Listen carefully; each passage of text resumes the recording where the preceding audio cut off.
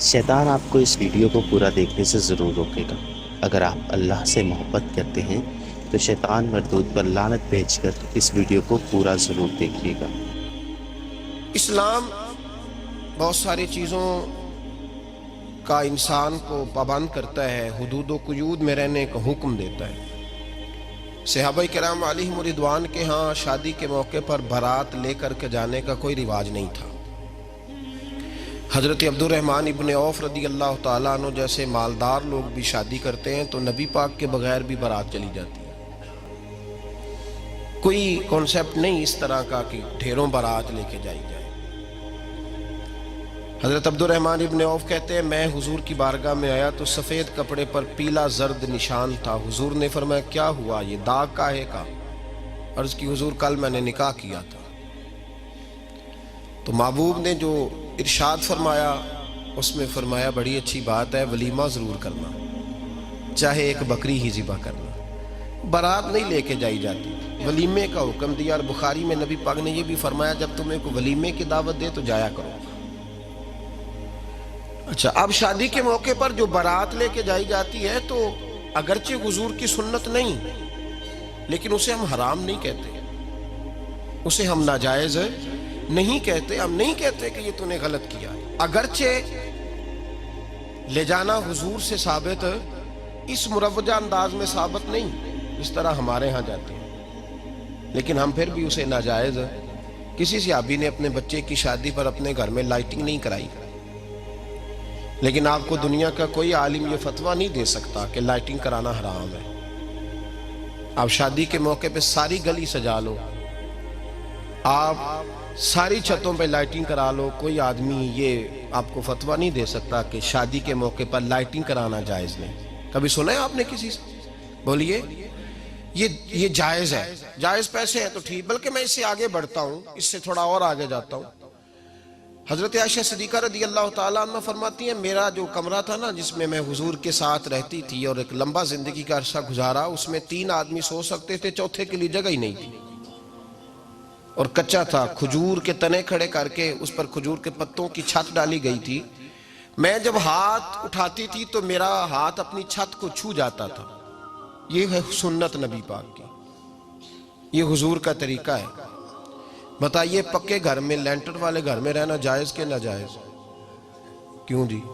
حضور تو کچے مکان میں رہتے تھے، آپ نے کیسے پکا بنا لیا؟ اللہ کی محبوب علی دین کو اس کی اصل بات میں سمجھیں۔ آپ ایسا نہ کریں جس میں انتشار اور امت تقسیم ہو، اس کا اصل مزاج دیکھیں۔ مہندی کے موقع پہ اگر کوئی آدمی 6 دیگیں دال چاول کی پکاتا ہے تو منع نہیں، جائز پیسوں سے پکائے۔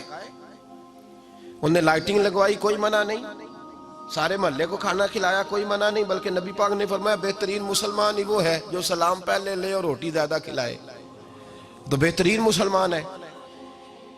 ناجائز کیا ہے؟ ناجائز ہے شادی کے موقع پر بینڈ باجا بجانا، اس میں رقص کرنا، اس میں بھنگڑے ڈالنا، عورتوں مردوں کا اختلاط ہونا، عورتوں کی مووی بنانا، یہ چیزیں ناجائز ہیں۔ تو جو ناجائز ہے اس پہ پابندی لگائی جائے گی، جو جائز ہے اس کے بارے میں یہ کہا جائے گا کہ بھائی احتیاط کی جائے، سنت کی طرف دیکھا جائے تو بہتر یہی ہے۔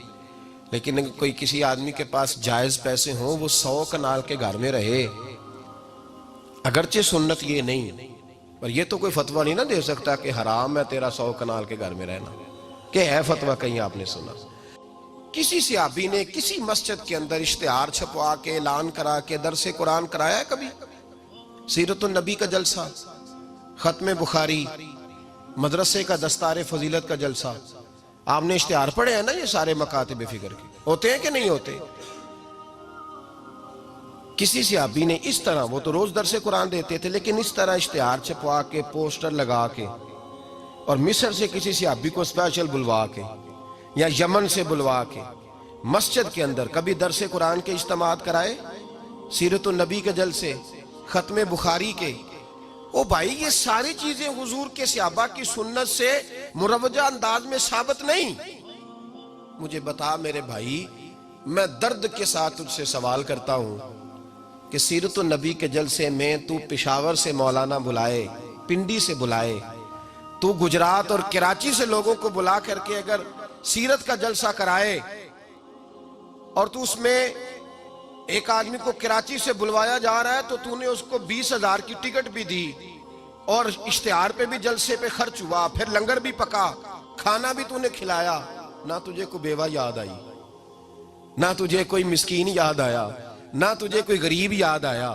حالانکہ کہنا چاہیے تھا نا یہ جو لاکھ روپے لگ رہا ہے کسی بیوہ کی خدمت کر دینی چاہیے، یتیم کو دے دینا چاہیے. درد کے ساتھ بات کر. سوال میرا یہ ہے کہ وہی کام جو سیرت کے جلسے میں ہوتے ہیں، پہلے تلاوت ہوتی ہے، پھر نعت ہوتی ہے، پھر کسی عالم کا بیان ہوتا ہے، وہی کام صرف نام بدل کے کیا جائے، عید میلاد النبی نام رکھا جائے صلی اللہ علیہ وسلم. یہ میں آپ کے ذہنوں پہ دستک دے رہا ہوں، تقریر نہیں کر رہا، صرف دستک دے رہا. او بھائی دیکھو، ایک آدمی وہی کام نام بدل کے کرے تو جائز ہے، اور اگر اس میں نبی پاک کے میلاد کا نام رکھ لیا جائے یا نعت کا نام رکھ لیا جائے تو پھر مجھے اجازت دے میں تجھ سے سوال کروں کہ صرف تجھے حضور کی تعریف پوری لگتی ہے؟